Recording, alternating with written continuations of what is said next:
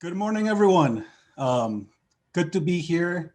I can't see you all, but I hope all of you are there watching me and Michelle.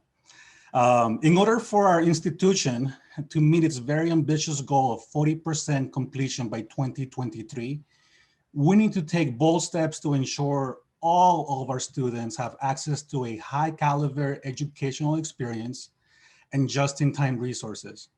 Similarly, we need to make sure that as an institution, all of our staff, faculty, and especially our administrators have the knowledge, passion, and support to create just and equitable environments for learning and growth. Unfortunately, for several years now, we've been seeing a gap in our completion rates. As demonstrated in this graph, the majority of our Black, Indigenous, Latinx, and Pacific Islander students are not graduating at the same rates as their peers, creating a completion gap.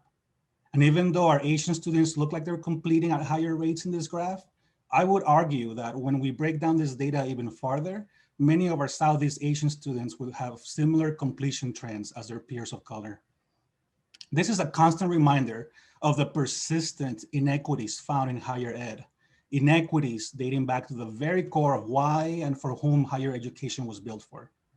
Strategy 10 of our strategic plan seeks to close the completion gap through targeted student support systems designed to help students of color and first-gen college students navigate unfamiliar or potentially biased environments and processes.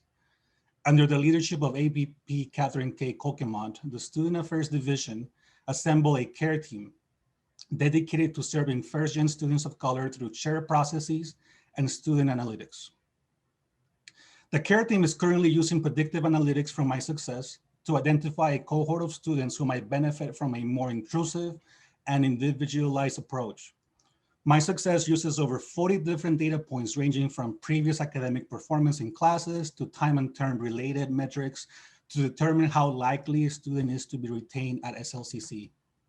Using this MySuccess scores, the care team identified over 1,200 students, all first-gen students of color to serve.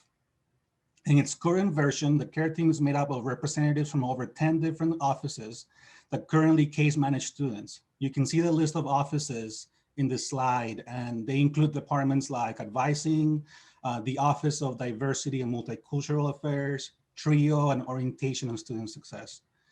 We used the past 2 semesters to identify and tackle some of our biggest challenges.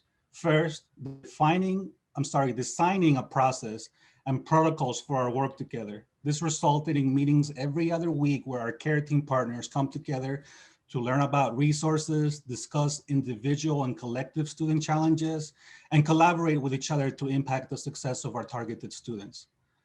Second, we had to figure out how to be proactive when caring for our students. All too often, we don't hear students are struggling until after they've struggled, and that's only they look to return to college. As part of this process, this included brainstorming ways in which to prioritize students during each week of the semester and make our work more manageable that way. This is where our colleagues from data science and analytics come in. To explain more about their contributions, I will turn the time over to Michelle to walk us through this innovation.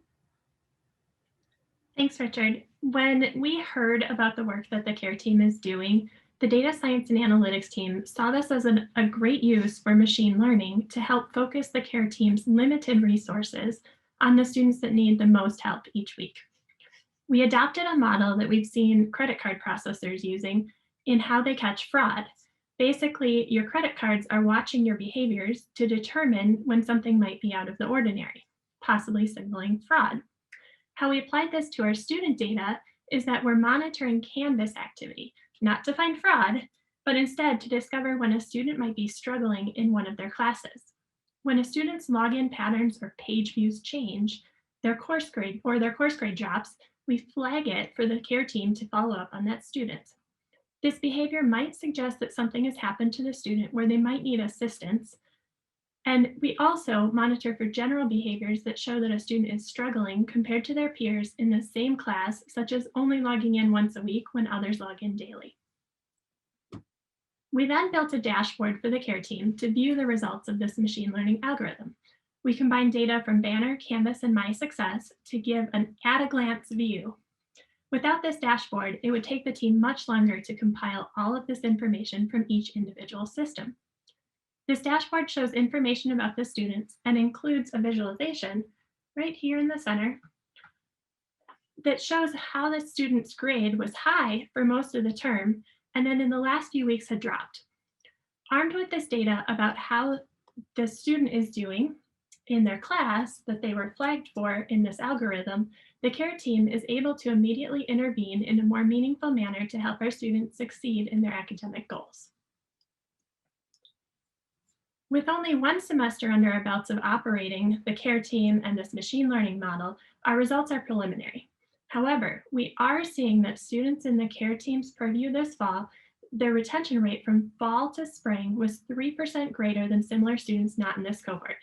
Now, I do need to tell you, this is not statistically significant, which could mean that the results are due to chance.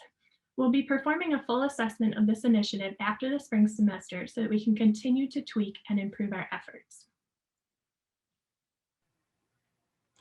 Although this initiative is young, we are hoping the manner in which it marries collaborative student-focused interventions with student analytics will help our institution inch closer to meeting our strategic goals around equity. Next steps for our initiative include refining our care team processes for spring and summer semesters, coordinating an intentional messaging campaign for our students, expanding the roster of individuals and departments involved in the care team, and using assessment results to refine the effectiveness of the care team and expand the list of students we are serving. Thank you.